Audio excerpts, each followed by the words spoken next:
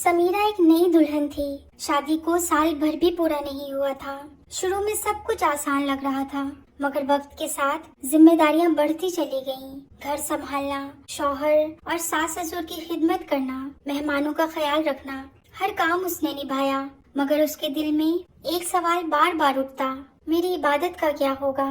वो चाहती थी कि नमाज वक्त पर पढ़े, कुरान से जुड़ी रहे, लेकिन अक्सर ऐसा होता कि नमाज जल्दी जल्दी पढ़नी पड़ती या फिर कभी देर से पढ़ पाती। कभी कुरान खोलने का इरादा करती, तभी कोई आवाज आ जाती, कभी किचन से, कभी कमरे से। धीरे धीरे उसके अंदर बेचैनी घर करने लगी। क्या मैं अपने रब से दूर होती जा रही हूँ? एक दिन समीरा ने फैसला किया कि वो एक इस्लामिक थेरेपिस्ट के पास जाएगी। वो एक इस्लामिक थेरेपिस्ट के पास पहुंची। कमरा सादा था, माहौल पर सुकून छाया हुआ था। सामने एक खातून बैठी थी, जिनकी आंखों में नूर और बातों में ठहराव था। थेरेपिस्ट ने नरमी से कहा, आओ समीरा, बताओ दिल में क्या उलझन है। समीरा की आंखें भर आईं। उसने अपने आंसू पोंछे और बोली, आप सोच भी नहीं सकती मेरी हालत। दिन भर कामों में उलझी रहती हूँ, किचन, मेहमान, सफाई, शौहर की खिदमत। कभी कभी लगता है मेरी सारी तवज्जो सिर्फ घर पर रह गई है। नमाज कभी देर से पढ़ती हूँ, कुरान महीनों से ठीक से नहीं पढ़ पाई। मुझे डर लगता है कि कहीं मैं अल्लाह से दूर तो नहीं हो रही। थेरेपिस्ट ध्यान से सुन रही थी। उन्होंने नरमी से मुस्कुराते हुए जवाब दिया, समीरा, तुम्हारा डर दरअसल तुम्हारे ईमान की निशानी है। अगर दिल में रब की याद ना होती तो तुम्हें फिक्र ही ना होती। याद रखो, इबादत सिर्फ जानमाज तक महदूद नहीं, घर की जिम्मेदारियां भी इबादत बन सकती हैं, अगर नियत सही हो। समीरा ने हैरानी से पूछा, कैसे? थेरेपिस्ट ने कुरान की आयत पढ़ी और उसका तर्जुमा किया। मैंने जिन और इंसानों को सिर्फ अपनी इबादत के लिए पैदा किया है। फिर उन्होंने समझाया, देखो समीरा, जब तुम खाना पकाती हो ताकि तुम्हारा शौहर हलाल रोजी से खाए, जब तुम घर संभालती हो ताकि उसका दिल खुश रहे, जब तुम बच्चों की तरबियत करती हो ताकि वो नेक बने, तो ये सब भी इबादत है, बशर्ते तुम्हारी नियत अल्लाह की रजा हो। समीरा की आंखों में थोड़ी रोशनी सी आई। उसने कहा, लेकिन मुझे लगता है मेरी नमाजें जल्दी जल्दी हो जाती हैं, कुरान पढ़ने का वक्त ही नहीं मिलता, दिल हमेशा बोझिल रहता है।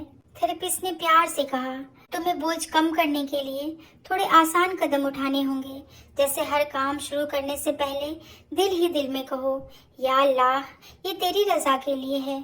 नमाज का वक्त सबसे पहले तय करो, फिर बाकी काम उसी के हिसाब से बांटो। सुबह का वक्त कुरान के लिए रखो, चाहे सिर्फ 10 आयत ही पढ़ो, और काम करते वक्त जैसे खाना बनाते या सफाई करते अल्लाह का जिक्र करती रहो। समीरा ध्यान से सुन रही थी। उसकी आंखों में अब उम्मीद की चमक थी। उसने पूछा, लेकिन अगर मैं थक जाऊं तो? कभी तो इतना काम होता है कि हिम्मत ही नहीं रहती। थेरेपिस्ट ने मुस्कुराकर जवाब दिया, याद रखो समीरा, अल्लाह ने हमें आराम का भी हक दिया है। खुद को थकाकर इबादत करने से भी असर कम हो जाता है। इसलिए बैलेंस यही है, थोड़ा आराम, थोड़ी इबादत और सब काम अल्लाह की नियत के साथ करो। यही असली सुकून है। समीरा की आंखों से फिर आंसू निकल आए, मगर इस बार वो राहत के आंसू थे। उसने कहा, आज पहली बार मुझे लगा है कि मैं नाकाम नहीं हूँ, बल्कि मैं तो हर पल इबादत कर सकती हूँ। थेरेपिस्ट ने प्यार से कहा, हाँ समीरा, जब तुम्हारे दिल में रब की याद है और हर काम अल्लाह की रजा के लिए है, तो तुम्हारा हर लम्हा इबादत बन जाता है। यही असल बैलेंस है। कुछ ही हफ्तों में उसका रूटीन बदलने लगा। अब घर के काम करते हुए भी उसका दिल इबादत से जुड़ा रहता। नमाज वक्त पर होती, कुरान पढ़ने के लिए भी वक्त मिलने लगा। थेरेपिस्ट की आखिरी बात उसके दिल में बस गई, समीरा, जब तुम्हारे कामों के पीछे अल्लाह की रजा हो तो तुम्हारा हर लम्हा इबादत बन जाता है। जिंदगी की इस राह में हम सब कभी ना कभी थकान और उलझन का शिकार होते हैं, मगर याद रखिए, दीन और दुनिया दोनों अल्लाह की नियामत है, और सही रहनुमाई से ये सफर आसान हो सकता है।